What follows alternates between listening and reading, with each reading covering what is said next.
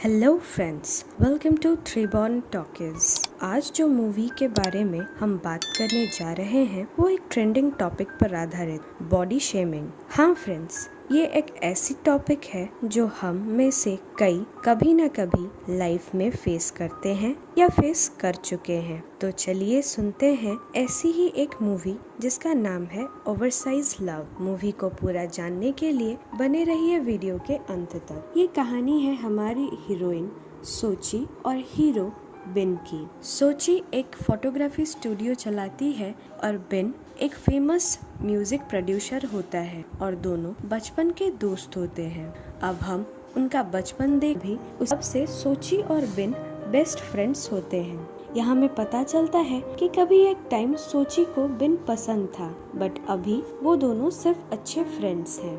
अभी दोनों बड़े हो चुके हैं और बिन अभी स्लिम और काफी हैंडसम हो चुका है, पर सोची अभी भी थोड़ी मोटी है। आज सोची का बर्थडे होता है तो बिन उससे अपनी विश पूछता है, जिसमें बिन को उसकी मदद करनी होगी। फिर वो घर आ रही होती है, तभी उसे रास्ते पर एक जख्मी छोटू सा रैबिट मिलता है।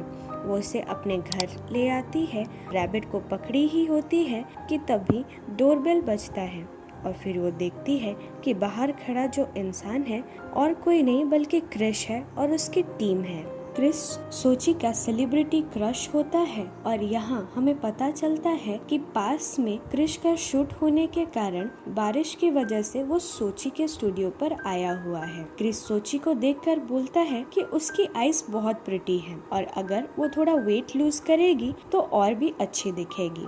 इस पर सोची बिन के पास जाती है और उसे हेल्प मांगती है, जिस पर बिन उसके लिए डाइट चार्ट और एक्सरसाइज बताता है। वो सारी डाइट और एक्सरसाइज करने के कुछ दिन बाद जब अपना वेट चेक करती है तो वो सिर्फ 1 kg ही लूज हुई होती है, जिससे वो बहुत सैड और डिमोटिवेट हो जाती है। तभी उसका वो रैबिट उसे किसी दूसरे हाउस पे ले जाता है जो कि थोड़ा अजीब होता है। वो उसके अंदर अपने आप ही घुसी चली जाती है, जैसे कि किसी ने खींच के अंदर ले लिया हो। अंदर जाते ही वो फ्लोर पे घुस जाती है और एक अजीब से प्लेस में पहुंच जाती है जो कि अपसाइड डाउन होता है। उसे वहाँ एक ड्रीम फिक्सर मिलता है जो कि उसे उसकी विश पूछता है। वो खुद को स्लिम करने की विश मांगती है, जिससे वो ड्रीम फिक्सर बताता है कि इसे पाने के लिए उसे कुछ खोना पड़ेगा। तो वो बिना सोचे समझे हाँ बोल देती है और वो ड्रीम फिक्सर उसे वो पोशन दे देता है। अगली सुबह जब वो खुद को देखती है तो उसे बिलीव ही नहीं होता, क्योंकि वो अभी स्लिम हो चुकी है। उसे ड्रीम फिक्सर की बातें याद आती हैं और वो क्रिस के ऑफिस जाने को तैयार हो जाती है।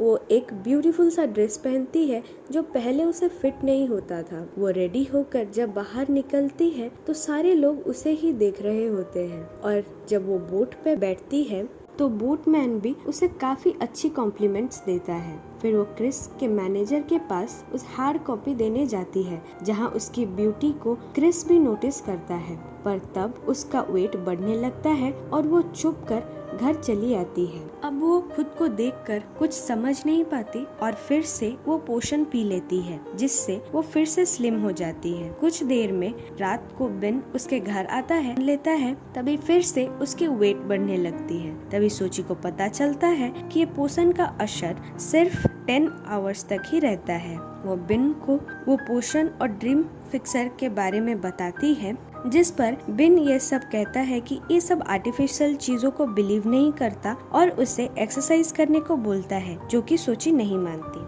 दूसरे दिन वो अपना पूरा मेकओवर करती है और पूरी चेंज हो जाती है। अपना नाम भी चेंज करके एलिस बताती है। वो फिर ब्यूटीफुल एंड मॉडर्न कपड़े पहनकर क्रिस के म्यूजिक वीडियो की शूटिंग पर जाती है, जहां वो खुद को बिन का इंटर्न असिस्टेंट कहती है। क्रिस भी उसकी ब्यूटी देखकर उसका दीवाना हो जाता है और डायरेक्टर को सोची के म्यूजिक वीडियो में लेने की बात करता है। डायरेक्टर भी सोची की ब्यूटी को देखकर हाँ कर देता है। ये सब देखकर बिन काफी नाराज होता है और शूट के बीच में काफी परेशान करता है और बोलता है कि शॉट्स ठीक नहीं हो रहे। दूसरे दिन शूट में क्रिस और सोची का किसिंग सीन होता है, जिसे वो बीच में ही रोक देता है, जिससे क्रिस को लगता है कि बिन सोची को लाइक करता है। फिर क्रिस सोची को मूवी के लिए पूछता है और जब वो दोनों मूवी देखने जा रहे होते हैं तभी बिन भी वहाँ आ जाता है। उसे वहाँ देखकर सोची उसे वहाँ से जाने को कहती है, जिस पर बिन मना कर देता है और बताता है कि वो भी मूवी देखने आया है और मूवी देखकर ही जाएगा।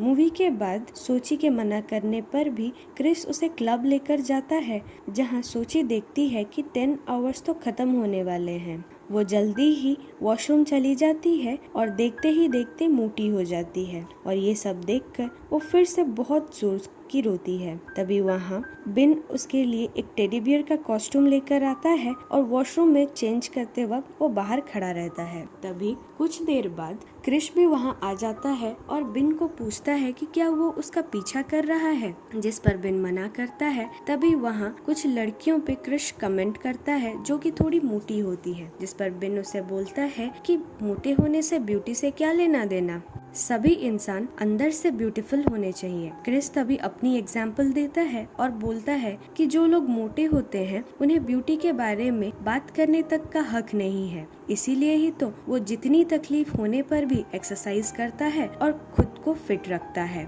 और मेंटेन करता है। ये सब सोची अंदर से सुन रही होती है। फिर सोची और बिन जब घर आ रहे होते हैं तभी बिन सोची से पूछता है कि पहले तो वो ऐसी नहीं थी, उसने इतने सारे पैसे हील्स और ड्रेसेस में क्यों वेस्ट किए, ये पैसे तो उसने नए स्टूडियो के लिए सेव किया था। तभी हम फ्लैशबैक का सीन देखते हैं जहां बिन और सोची बड़े हो चुके होते हैं और सोची मोटी हो चुकी होती है। तभी हम देखते हैं कि बिन को उसके दोस्त सोची और उसके बारे में पूछते हैं कि उनके बीच में क्या चल रहा है, जिस पर बिन बोलता है कि सोची सिर्फ उसकी फ्रेंड है। तभी उसका एक दोस्त सोची को पिग बोलता है, पर वहाँ पर बिन उसे कुछ नहीं बोलता। ये सारी बातें सोची सुन रही होती है और सैडली वहाँ से चली जाती है। फिर हम प्रेजेंट में आते हैं जहां हम देखते हैं कि सोची ये फ्लैशबैक देखती है और वहां से चली जाती है। दूसरे दिन म्यूजिक वीडियो खत्म हो जाता है और क्रिस सोची को एलिस समझकर प्रपोज करता है, जो कि वो मान जाती है। दूसरे दिन क्रिस का मैनेजर एक प्राइवेट डिटेक्टिव हायर करती है क्योंकि उसे सोची और एलिस में काफी सिमिलरिटीज नजर आती हैं और उसे शक हो जाता है और वो एलिस के बारे में इंफॉर्मेशन निकालने को बोलती है। इसी बीच बिन अपने एक फ्रेंड के साथ बैठा होता है और ये सब सोचकर बोलता है कि सोची जब उसके साथ थी वो कुछ नहीं बोल पाया, अब वो क्रिस के पास जा चुकी है। फिर हम फ्लैशबैक देखते हैं जहां हमें पता चलता है कि बिन को लगता है कि सोची उसे पसंद नहीं कर, क्योंकि एक दिन जब सोची को उसके फ्रेंड ने बिन और सोची के कपल होने का पूछा तो उसने साफ मना कर दिया और कहा कि वो उसके फेस से थक चुकी है और बिन उसका सिर्फ एक फ्रेंड ही है। अब हम प्रेजेंट में को छोड़कर कुछ देर के लिए वॉशरूम जाता है। तभी उसकी मैनेजर सोची के पास आती है और उसे बोलती है कि उसने उसका सीक्रेट जान लिया है। तभी वॉशरूम में क्रिस किसी लड़की से बात कर रहा होता है जिसे बिन सुन लेता है और उसे कन्फ्रंट करता है। वो बोलता है कि अगर तुम एलिस के साथ सीरियस नहीं हो तो उसे धोखा क्यों दे रहे हो। तो इस पर क्रिस बोलता है कि ये तो सिर्फ अट्रैक्शन का गेम है, जिस पर बिन को बहुत गुस्सा आ जाता है और वो क्रिस को बहुत मारता है। तभी सोची बीच में आकर वो दोनों को रोक लेती है। बाद में जब सोची और बिन घर जा रहे होते हैं तभी सोची बिन से पूछ लेती है कि उसने क्रिस को क्यों मारा। तभी बिन बोलता है कि क्रिस सोची के साथ सिर्फ खेल रहा है और ये सोची को दिखाई नहीं दे रहा। जिस दिन वो एलिस से सोची बन जाएगी उस दिन क्रिस उसे छोड़ देगा।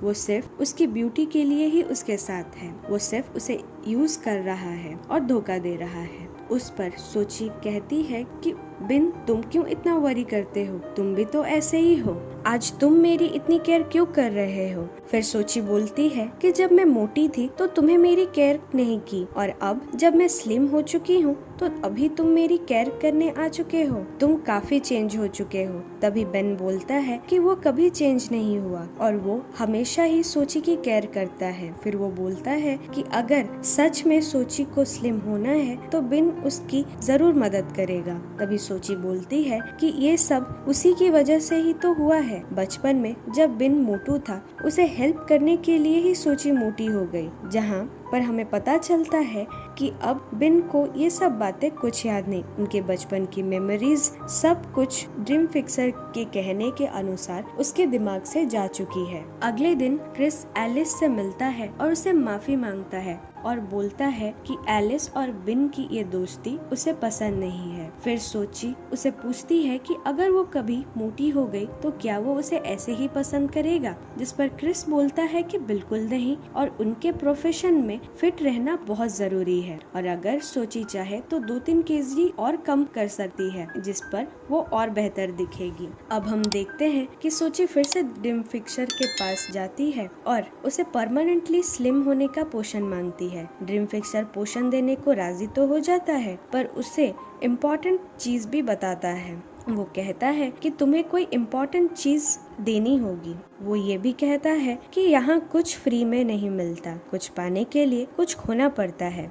सोची कुछ भी खोने के लिए तैयार हो जाती है और वो पोषण ले आती है। दूसरे दिन हम देखते हैं कि सोची के पोषण लेने की वजह से बिन की मेमोरीज फेड हो रही हैं। वो सोची के साथ बिताए हुए सारे मोमेंट्स भूल रहा है, पर जब वो सोची और उसकी पिक्स देखता है तभी वो सोची के लिए एक गाना लिखता है। इधर जब सोची वो पोषण पी लेती है तभी हम देखते हैं कि बिन के साथ कुछ अनयूजुअल होता है और उसकी आईज शाइन करती हैं। अगले दिन सोची परमानेंटली स्लिम हो चुकी होती है और म्यूजिक वीडियो के प्रेस रिलीज में जाती है। तभी वो देखती है कि उसके पुराने पिक्चर्स पब्लिश हो चुके हैं और पूरी मीडिया उसे घेर लेती है। टीम का कोई भी मेंबर, इवन क्रिस भी उससे बात नहीं करता। मीडिया तरह तरह के सवाल पूछती है और सोची पर लिपोसक्शन और प्लास्टिक सर्जरी का आरोप लगाती है। वो वहाँ से निकलने की कोशिश करती है पर तभी क्रिस की एक फैन उस पर पानी फेंक कर उसे अगली बुलाती है।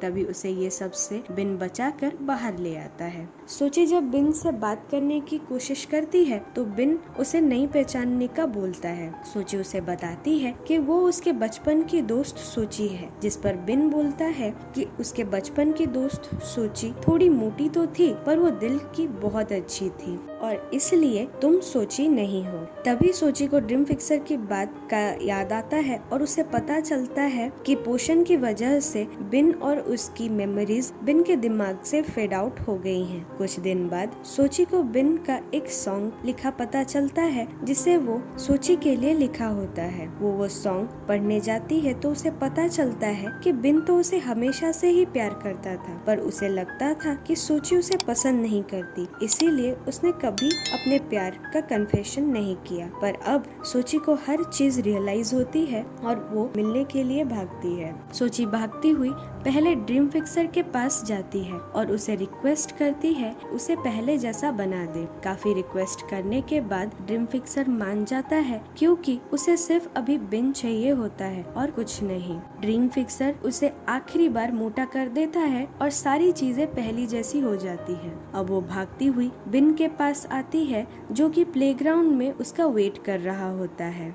बिन भी उसे देखकर उसकी तरफ भागते हुए आता है, जिस पर दोनों एक अंडरग्राउंड में गिर जाते हैं। दोनों वहां बैठे ही हुए होते हैं। तभी सोची कहती है कि उसने उम्मीद ही छोड़ दी थी कि अब वो दोनों कभी मिल पाएंगे। इस पर यहाँ हमें पता चलता है कि बिन को पुरानी कुछ दिनों की बातें याद ही नहीं है। फिर दोनों एक दूसरे को आई लव यू बोलते हैं और यहाँ मूवी एंड होती है। सो फ्रेंड्स, आप भी जो हैं जैसे हैं वैसे ही किसी और को पसंद करें, क्योंकि लव में सौदेबाजी नहीं होती। अगर आपको भी ऐसा लगता है तो लाइक और कमेंट करें और ऐसी नई वीडियो देखने के लिए चैनल को सब्सक्राइब करें। Thank you, bye bye.